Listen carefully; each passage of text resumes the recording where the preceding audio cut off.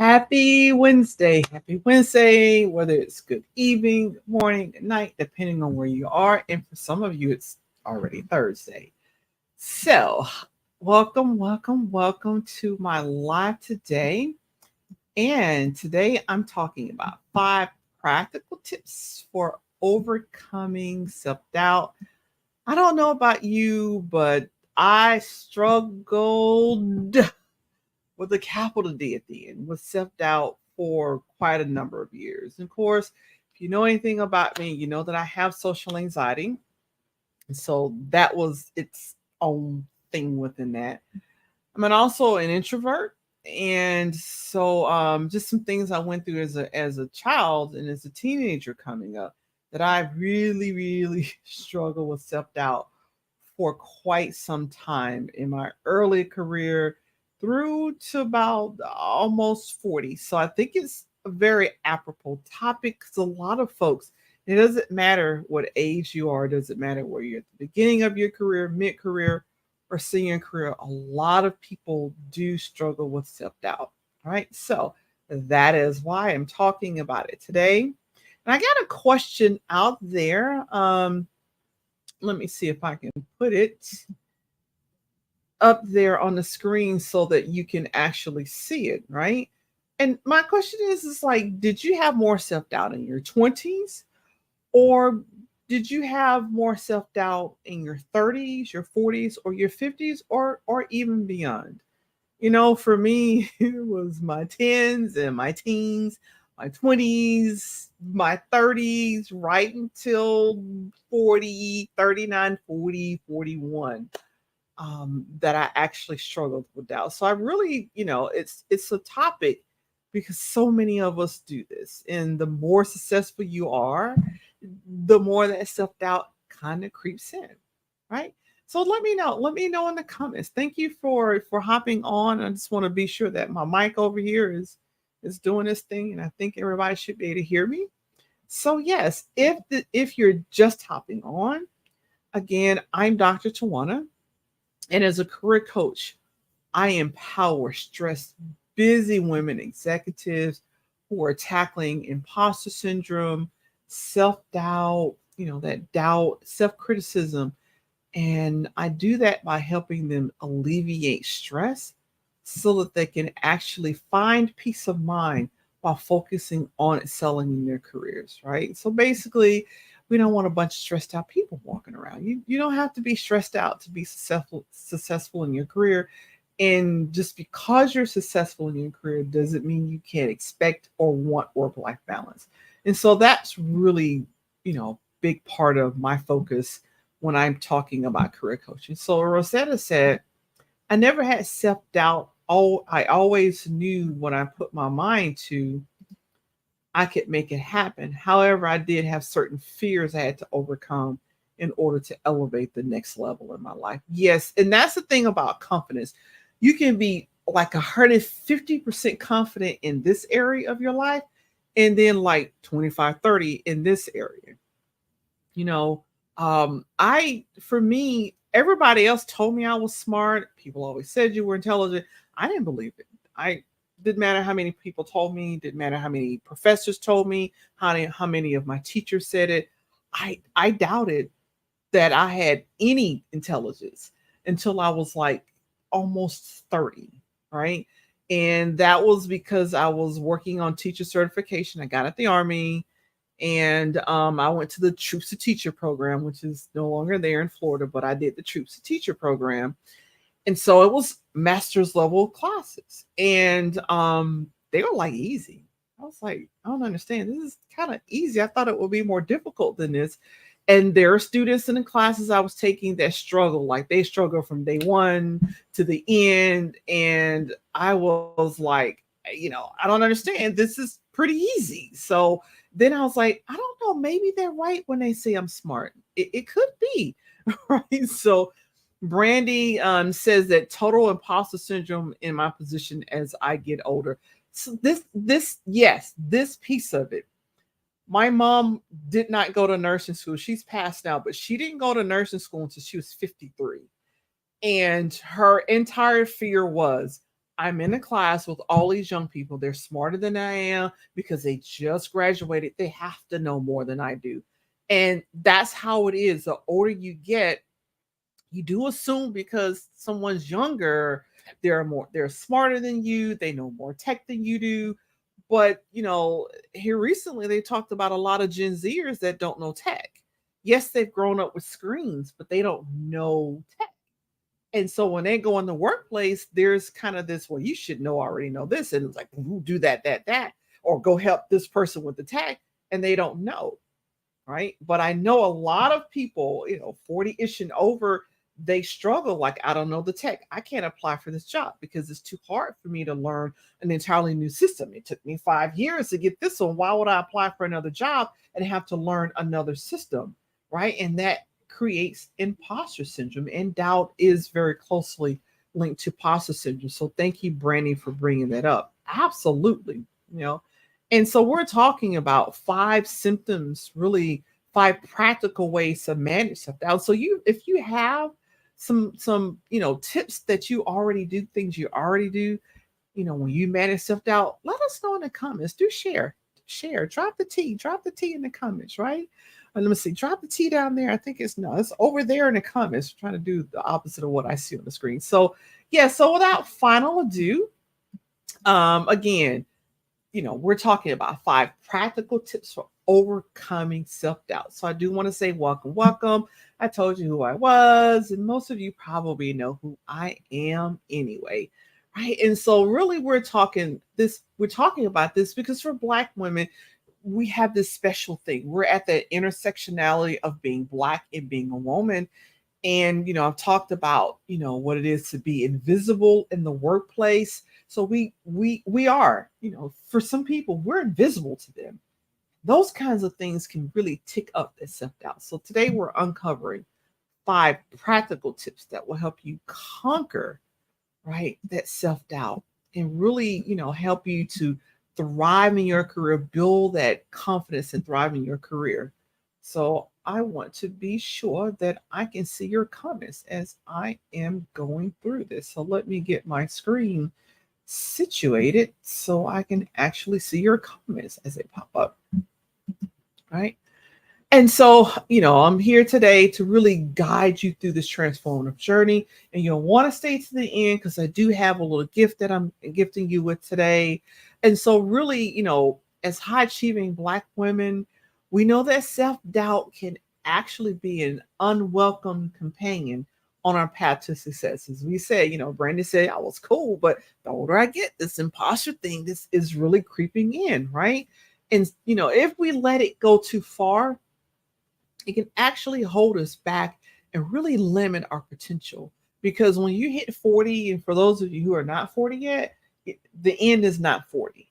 When you hit 40, I don't know what it is, but it is like if you haven't hit your stride, you hit your stride, and it's the world opens up. And it's just, you have this sense of confidence. You've been in the workplace, you discovered who you are, and you know what you want. And it is just, it's like, going for it. And so if you're limited by self-doubt and imposter syndrome, it really can hold you back, and then overshadow the incredible abilities that you've amassed over the years. So don't fear, because I'm talking about these 5 practical tips. So anybody and everybody can do them, that will really equip you with the tools to overcome self-doubt, right? And just flourish in your career and your life. So let's go ahead and start with tip number 1.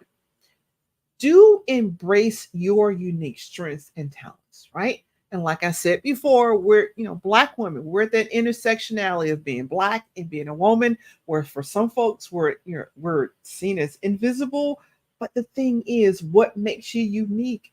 You need to harness that, pull it in with your talents, because really you're a force to be reckoned with. And you possess just this array of remarkable qualities that make you who you are. You see things differently, but we need that in the workplace, people who see things differently, right? And so really take a moment to reflect on your accomplishments, both big and small, and celebrate the victories that happen because you are who you are, because you see things differently than the average person does, right?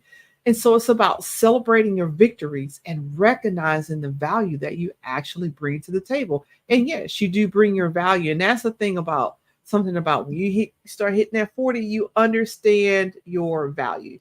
You're not trying to hide it and kind of be shy about it. No, you understand. I got value. And here it is. Here's what I bring to the table. And remember that you possess, a particular blend of experiences and perspectives that no one else can emulate, right? So definitely embrace your authenticity and let it shine brightly because that's yours. No one else is going to be you in the workplace. And so tip number 2 is be sure that you surround yourself with a tribe of folks who uplift and inspire you. Because as Black women, we understand the significance of community and the power that it holds. So definitely seek out like-minded individuals. So that means that, those shady folks, they nasty, and they nice, and they kind of put it together, and they're always throwing off on you where you got to stand back and like, was that a compliment or an insult? So those people, no, we're not talking about those people. We're talking about the people who believe in your vision, and even if they don't believe in it, they support your growth, right? And so whether you're joining professional organizations or attending networking events or connecting with your mentors and your sponsors, surround yourself with positive influences because this is what will fuel your confidence and propel you towards success. Again, they say that we're the composite of the five people we spend the most time with. Question is, who are you spending your time? Who are you spending your time with? You really got to think about that because and here's what the research says: if you have a group of women that are all married, if one of them gets divorced and they all hang tight, eventually the whole circle of women will get a divorce, right? So who are you spending your time around? Surround yourself with folks who uplift and inspire you. Tip number 3, do nourish your mind, your body, and your soul. I cannot stress this enough. A demanding career can often leave you feeling, having little time left for yourself, for self care, and it leaves you feeling empty. So it's crucial to prioritize your well being and definitely make time for activities that fill you, that give you space to relax, right? And so when you're prioritizing your well-being, it's making the time for the activities that rejuvenate you. So whether you're practicing mindfulness, whether you pray, you meditate, right? Like I do, I like to get massages or go into nature, engage in physical activities where you're moving your body, whether you're gardening, you're walking, you're swimming, you're running after grandkids, running after kids, whatever you do something that prioritizes you, right? You can even indulge in hobbies that bring you joy. I don't play the piano, and I was sitting at home picking back over the keys, and I don't play well at all. But I love to pick at those keys. It just brings me a sense of how powerful I could be if I actually knew how to play. I'm just saying. Whatever brings you joy. By investing in self care, you really show yourself love, right? And you reinforce the belief that you actually deserve all the success that you have and the happiness that your heart desires. So, here's the thing: when your mind and your body are chronically tired, that really does set you up for overwhelm, and you have this inability to focus, and you don't make the best decisions for yourself. You don't. Your mind is so full, you can't make the best decisions. It's always a dichotomy: yes, no, up, down, white, black. You don't make the decisions that take in the totality of everything that's going on around you. So you really do need to be sure, right, that you're prioritizing yourself and nourishing that mind, that body, and that soul. And we'll talk a little bit more about negative self-talk in just eine Momento, bitte, as they would say in Germany, in a minute, right? And so number 4 is challenge negative self-talk. Well, there you go. Our inner critic can be relentless. We are our own worst critics. We really are. right? But we do have the power to reframe our thoughts. And this is all about when self doubt creeps in, it's pausing, you know, and question the validity of what you're thinking. And then finding ways to replace those negative thoughts with positive thoughts and affirmations. You have to remind yourself of your achievements, right? You remind yourself that you're resilient. Remind yourself of the obstacles that you've had in the past that you've overcome to get where you are right now. Because most of you out there, you're a successful Black woman. So yes, you are where you intended to be. Like Rosetta was saying, I had no doubt I would get there, right? But it's the fears that creeps in and start causing a little bit of doubt. So definitely reshape your mindset. And you can cultivate self-belief and refuse to be led by doubt and letting doubt hold you back any longer. Right? And so number 5 is really set achievable goals and celebrate the progress. Because sometimes we can bite off more than we chew. And believe me, I'm an introvert and I love living in my head with all my ideas. I kid you not. You guys only see a skosh of the ideas that live within my head. I kid you not. So you have to be sure that you're working with a really great coach to set achievable goals, not easy goals, but achievable goals, right? And so I have a coach, and I have 3 coaches, and one of them always ends my session with, "Well, Twanna, what are you not going to do?"